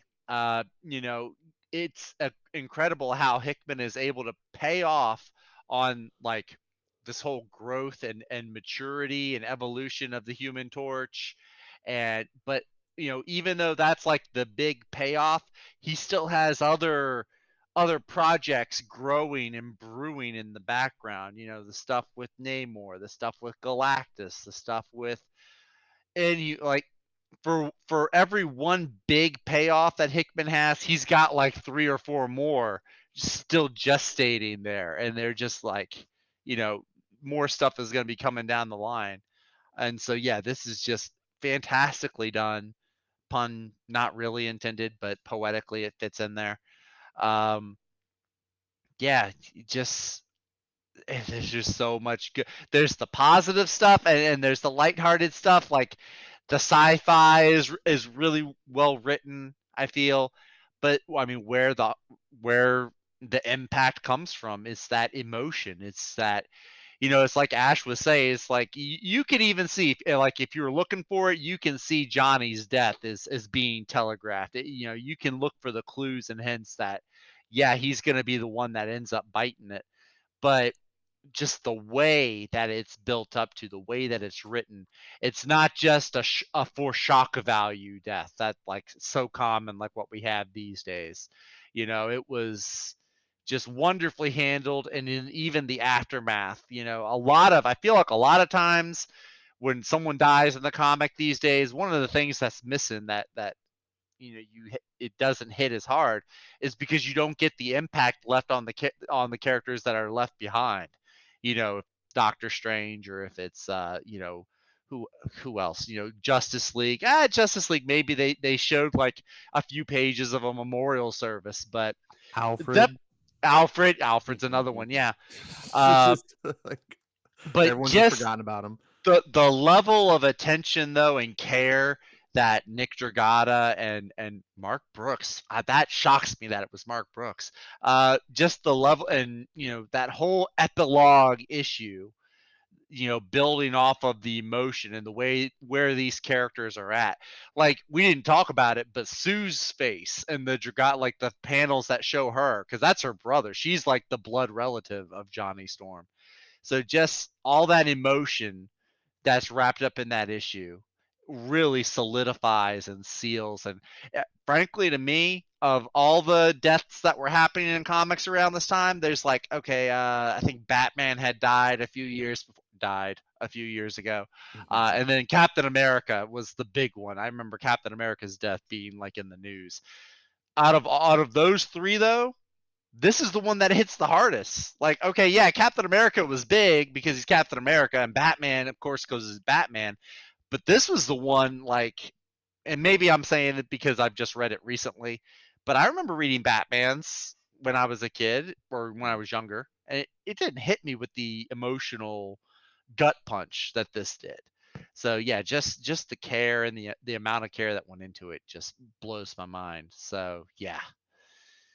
Absolutely. Oh boy, boy, man, you almost need therapy after reading this Yeah, story. yeah. Almost. You need to get a session in, even a 30-minute. You just gotta exercise the demons, as they say. Exactly. Ash, closing thoughts, my friend. Well, I think this panel here says it all. The Human Torch has died. The Fantastic Four is no more. Welcome to tomorrow. Welcome to the Future Foundation. This is man, this is just how you do comics right. Other than the whole renumbering and rebooting stuff, that's not right. I'm Thanks, legacy numbers. I'm guessing that probably wasn't Hickman's idea. I'm sure Marvel's like, oh, we can get a new #1 out of this. But regardless, this I've actually read. This is where I started way back in the day. Oh, okay. Our boy Jimmy was pushing Hickman on me and all this stuff. Oh, the Fantastic Four, Ash, you don't even understand. I was just like, and I was like, oh, hey, Comixology's having a sale. And I didn't know anything about the story. And so I just saw FF. I didn't know FF stood for Future Foundation. FF has always been the abbreviation for Fantastic Four. Right. So I saw FF, Jonathan Hickman, #1. So I bought this first volume and I read it. And I was like, dude, Jimmy, I don't know what you're talking about, this Hickman thing. Like, this is supposed to be like the best Fantastic Four. Now, I'm sounding kind of dour about this because I just read this. I didn't read everything that we had just discussed in the past 3 volumes. So, what's going to happen next? I didn't have the context for. Someone had mentioned earlier about how, like, oh, he didn't just throw Spider-Man in willy-nilly, but that's what it felt like to me because I'm reading this Future Foundation book. And I'm like, what's Spider-Man doing here? This doesn't make any sense. Like, who are these like little kids? Like, why are they? None of this makes any sense. Especially considering it was a #1 issue. Like, no, you were. It wasn't like I was supposed to read stuff before. I was like, this is terrible. So I gave Jimmy all sorts of flack. But now I'm glad to be approaching it again. I'm going to reread it, but this time with all the context. And I expect it to be a much better experience. Absolutely, absolutely. Yeah. I'm gonna text Jimmy and let him know he got an apology incoming from Ash. Nah, He's gonna be like, finally, vindication. Especially Jimmy. Oh gosh, like if Jimmy can find something to where Ash can change his mind or apologize, that might make Jimmy's week. Like his birthday present is like the best it's been in a long time. But nah, like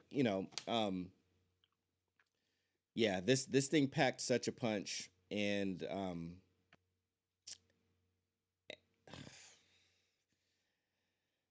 yeah, no, I mean this is when we're close to the height of comics, if not the height, like this is it. This is we would hope 80% of the comics we read would be like this. 90% we would like it, but obviously there has to be things that that separate themselves from the rest of the pack, and Jonathan Hickman, in a very short, quick amount of time, established and reassured Marvel, like, no, you gave the right person, a job, and then you gave the right person another job, and then you gave the right person, the keys to the Fantastic Four.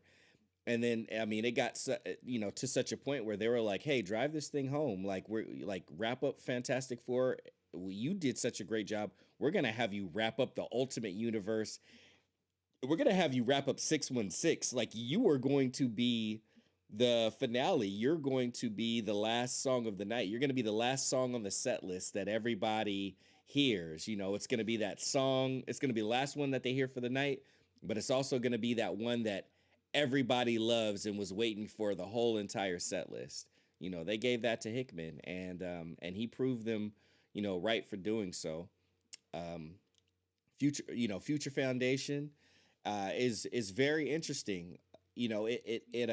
I like the pace that it takes and turns, and he set up a way to keep in our minds that Johnny is being mourned while also doing what Hickman likes to do and pushing things to its limit. I'm sure in his way he was like, I want to respect Fantastic Four, and then I want to elevate Fantastic Four, and then once I've got them high, I want to find a way to break through the ceiling. And if you would, I think if he would say that before we knew how it was executed, we could say, okay, one, that would be fantastic for sales, but two, who the hell are you? You're crazy. And three, you want to do what as a way to get to your next level? You want to kill one of them?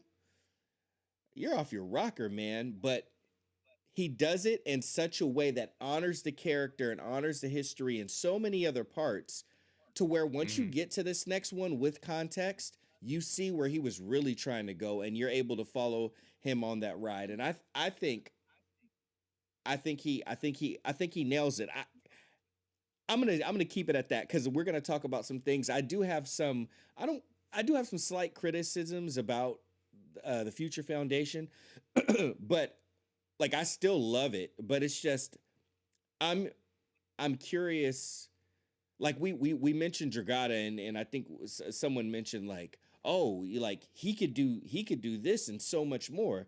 And sometimes, when we see people on a roll, we forget that Marvel has confines, and we know how Marvel can be about their art, and Marvel can be about house styles or this style or that style, or but Hickman, you could tell in Future Foundation, he was really trying to go all the way off the farm in the reservation, but in an excellent way. And I think editorial kind of tried to pull back a little bit, because they were afraid even of where he was trying to take it, even with what he had already given them. And Mhm. ultimately, he does end up going back to the uh, the Fantastic Four, and the legacy lettering does come back. So we do end up going back to the legacy lettering, but even how that is handled, um, is actually tasteful. So anyhow, I'm excited. I'm excited for tomorrow. I'm excited for the future. The foundation has been laid, and you guys have been great guests as well. Twin, thank you so much again, Zach, for joining me. Um, just impeccable insight, and thank you for filling in some continuity and historical gaps. Ash, always coming with the authentic, honest, balanced, fair, but exciting, what I'm saying, takes and tales, and of course we let you play lead guitar tonight, because you're the one that got to talk about Johnny's death, so you're Oh yeah. welcome. Thank you. Now, yeah, thank you for joining me. Thanks, everybody, for Thank hanging you. in. Oh, hey, it's my pleasure. I've been, as y'all know, I've been in Ash's ear for years. If we had Jimmy in one ear and Skip in the other, you gotta read this, Ash. You gotta read this, and then to find out, Twin, that you had read some of it, but you hadn't completed all of it, but you had gotten to the opus of Secret Wars. I was like, oh, we got some people that we can put inside of this Geo Metro and Mhm. hop on the freeway in the slow lane, but still cruise. And it's been such a fun ride. So thank y'all both for joining me. And we will be back hopefully next week. So keep an eye out, y'all. Thanks for being patient and hanging with us for these 2 hour talks. But we enjoy them so much. We get so in depth, and I think we would just be shorting ourselves if we didn't give a honest amount of time to talk about such great books. So join us live on twitch.tv/Skipintosh. Thanks for everybody who watches the VOD after the fact on YouTube. And thank you, Jonathan Hickman and Steve Epting and Nick Dragata and Mark Brooks and everybody else that brings us these amazing stories. We will be talking about more of them in the next chapter next week. Till then, enjoy tomorrow.